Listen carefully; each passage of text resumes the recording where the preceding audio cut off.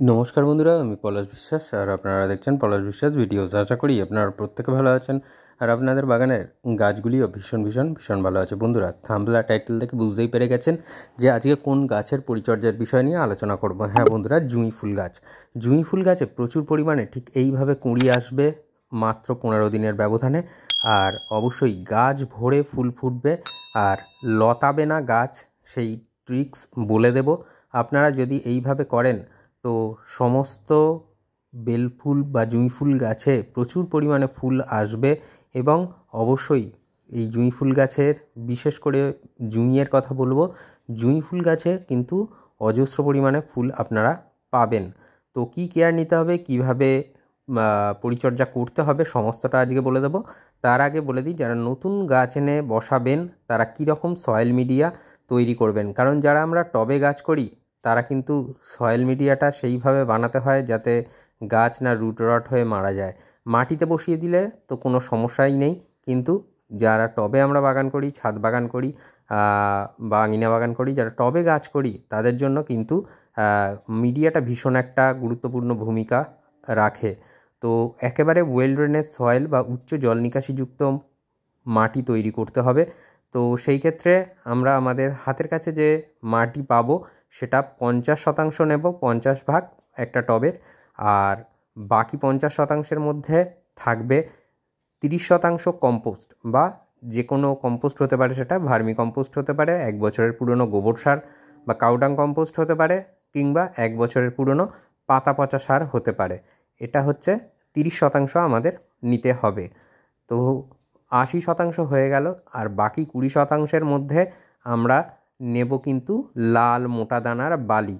তো এই লাল মোটা দানার বালি ভীষণ পরিমাণে ভালো কাজে দেবে, মাটিটাকে ওয়েল ড্রেনেজ সয়েল তৈরি করতে সহায়তা করবে। কারণ মাটির সাথে আমরা সকলেই জানি যে বেলে দোআঁশ মাটিতে কিন্তু যে কোনো গাছ ভালো হয়। তাহলে এই বেলে দোআঁশ মাটি কিন্তু তৈরি হয়ে যাবে, আর বালিটা ভালো করে 2 থেকে 3 বার ধুয়ে নেবেন, যাতে বালির মধ্যে যে নোনা ভাগ বা লবণাক্ত ভাব যেটা থাকে সেটা যাতে কেটে যায়। সেই জন্য এই ব্যবস্থাপনা আপনাদেরকে করতে হবে। তারপরে মাটির সাথে মেশাবেন, তাহলে দেখবেন মাটি একদম ঝুরঝুরে হয়ে যাবে, উচ্চ জল নিকাশিযুক্ত হবে। আর বৃষ্টি হয়ে গেছে সেই জন্য মিডিয়া তো ভিজে আছে, কিন্তু খাবার দিতে হবে। কারণ এই বৃষ্টির ফলে গাছ কিন্তু অনেক তরতাজা হয়ে থাকে এবং তার ফলে কিন্তু সে যথেষ্ট পরিমাণে বৃষ্টি থেকে খাদ্য সংগ্রহ করে। আর তারপর যদি আমরা মাটিতে খাবার দিই তাহলে কিন্তু সেই খাবার গাছ দ্রুত গ্রহণ করে নিয়ে ফুল, এবং অবশ্যই যে সমস্ত ফল গাছের করবেন আপনারা খাবার দেবেন, সেই সব ফল গাছেও কিন্তু প্রচুর পরিমাণে ফল আসবে। তো এই জুঁই ফুল গাছটা কীভাবে লতানো থেকে এই রকম স্ট্যান্ড আকারে থাকবে সেটা বলে দিই। দেখবেন সব ডাল নয়, কিছু কিছু ডালের একটা প্রবণতা থাকে যে দ্রুত লম্বা হয়ে গিয়ে লতিয়ে যাওয়ার। তো সেই ডালগুলো যখন দেখবেন দ্রুত লম্বা হয়ে যাচ্ছে, তখন সেই ডালগুলোর মাথাগুলোকে কেটে দেবেন বা পিঞ্চ করে দেবেন। যেটাই করুন তাহলে কিন্তু সেই ডালগুলো স্ট্যান্ড আকারে থাকবে। কারণ সাধারণ যে সমস্ত ডাল বেরোয় তার থেকে কিন্তু একটু মোটা আকারের হয় ডালগুলো। তো সেইগুলো যাতে যদি না লতায় তাহলে কিন্তু আপনার গাছটিও সুন্দরভাবে দাঁড়িয়ে থাকবে, ঠিক আমার গাছটির মতন। তো এই মাটি মিডিয়াটা ভিজে থাকবে, তা সেই সময়ে কিন্তু আমাদের খাবার দিতে হবে। ভিজে মানে কাদা যাবে নয়, হালকা ময়েশ্চার থাকবে, সেই রকমভাবেই সময়ে আমরা কিন্তু খাবারটা দেব। এবং চারিধার দিয়ে দেখুন রিং করে নিয়েছি, তো এই রকম রিং মতন করে নেবেন, টবের কিনারা ধরে আমরা খাবার দেব এবং তারপরে মাটি কিন্তু পুনরায় চাপা দিয়ে দেবো। তো কী কী খাবার নিয়েছি দেখে নিন, আর কতটা পরিমাণে নিয়েছি সেটাও দেখে নিন।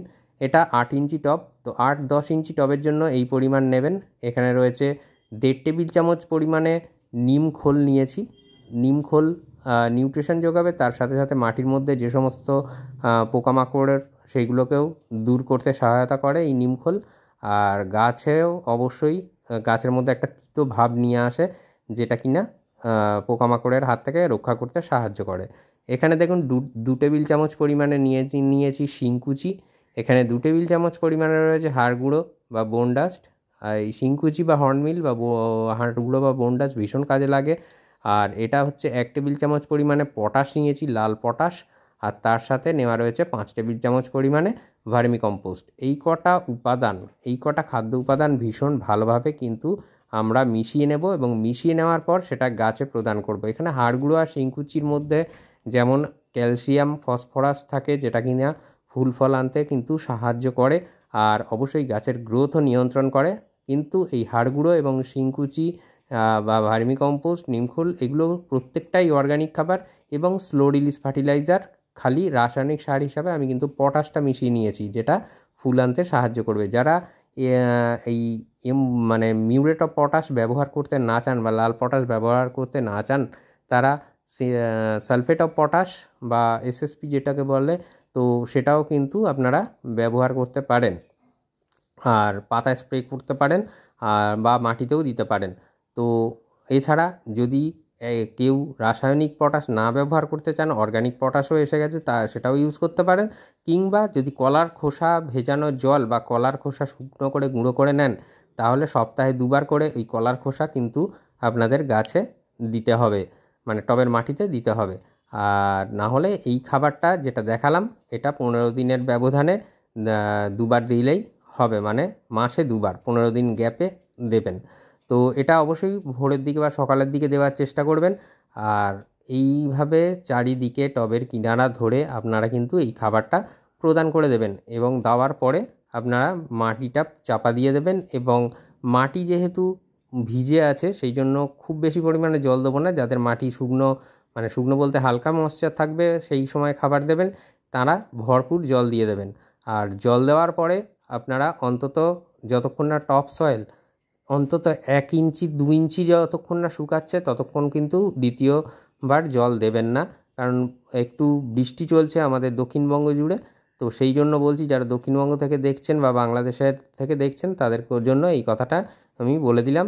আর যাদের ওয়েদার ভালো, মানে খটখটে শুকনো এই গরমকালে, তো মাটি শুকিয়েই যাবে, তারপরে জল দেবেন। ফুল সানলাইটে গাছ রাখবেন, সম্পূর্ণ সূর্যালোকে থাকবে, কারণ গরমের গাছ গরমটাকে অবশ্যই ভালো পছন্দ করবে।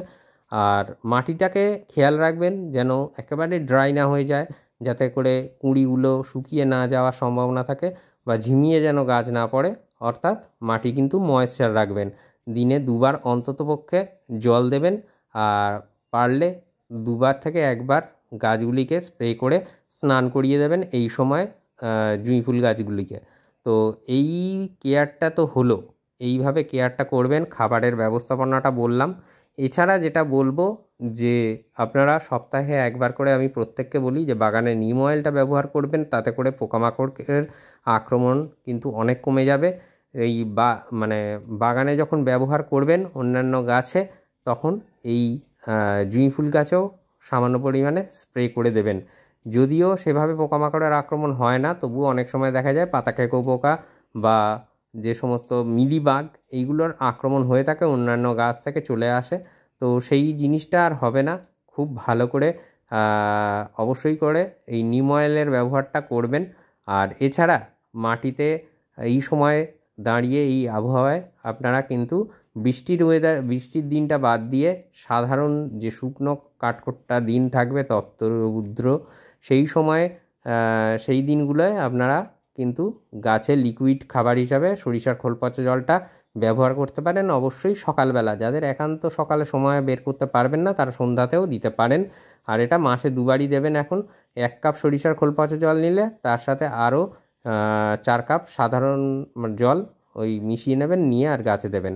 আর এটা দেখতে পাচ্ছেন বায়োভিটা এক্স, আপনারা যে কোনো সিউইড এক্সট্র্যাক্ট ব্যবহার করতে পারেন। আমি এটা করি বলে আপনাদেরকে বলছি, আপনাদের হাতের কাছে যেটা আছে সেটাই নেবেন। সিউইড এক্সট্র্যাক্ট কিন্তু খুব ভালো কাজ করে, এর মধ্যে প্রচুর পরিমাণে অনুখাদ্য থাকে এবং সামান্য পরিমাণ হলেও একটু প্ল্যান্ট গ্রোথের কাজ করে থাকে। তো এটা যারা ব্যবহার করবেন 1 লিটার জলে 1 থেকে 1.5 ml পর্যন্ত নেবেন, নিয়ে সকালবেলা ভোরবেলা কিন্তু পাতায় স্প্রে করে দেবেন। আর এই ফোলিয়ার স্প্রে করার পরে খেয়াল রাখতে হবে অন্তত 4 ঘন্টা যেন বৃষ্টি না হয়, তাহলে কিন্তু কোনো কাজ দেবে না এই মাইক্রোনিউট্রিয়েন্ট বা অনুখাদ্যটি। বা প্ল্যান্ট গ্রোথ রেগুলেটর কিছুটা হলেও কাজ করে এই বায়োভিটা এক্স বা যে কোনো সমুদ্র শৈবাল থেকে তৈরি এই ভিটামিন। তো এটা কিন্তু গাছে স্প্রে করে দিলে ঠিক এইভাবে ঝোপালো হবে গাছ এবং প্রচুর পরিমাণে ডাল ভরে আসবে কুঁড়ি এবং অজস্র ফুল ফুটবে আপনাদের জুঁই ফুল গাছে। তো আশা করি বিষয়টা বুঝতে পারলেন যে কিভাবে কেয়ার করতে হবে জুঁই ফুল গাছে প্রচুর পরিমাণে ফুল পেতে গেলে, এবং 15 দিনে গাছ ভরে যাবে ফুলে। তো তো এই কেয়ারটা অবশ্যই করে ফেলুন ভিডিওটা দেখার সাথে সাথে। আর যারা আমার চ্যানেলে নতুন ভিউয়ার্স তাদের কাছে অনুরোধ করব চ্যানেলটি সাবস্ক্রাইব করে রাখার জন্য এবং বেল আইকনটি প্রেস করে অল করে রাখবেন, কারণ প্রতিদিন সন্ধ্যে 6টায় আমার চ্যানেলে কিন্তু ভিডিও আসে। তো আজকের মতো এ পর্যন্তই বন্ধুরা, আবার আসছি আগামীকাল সন্ধ্যে 6টায়। ততক্ষণ সকলে সুস্থ থাকুন, ভালো থাকুন, প্রচুর পরিমাণে গাছ লাগাতে থাকুন। মন থাক চিরসবুজ, পৃথিবী হোক সবুজময়, এই বলে আজকে এখানেই সমাপ্ত করছি। আবার আসছি আগামীকাল। নমস্কার বন্ধুরা।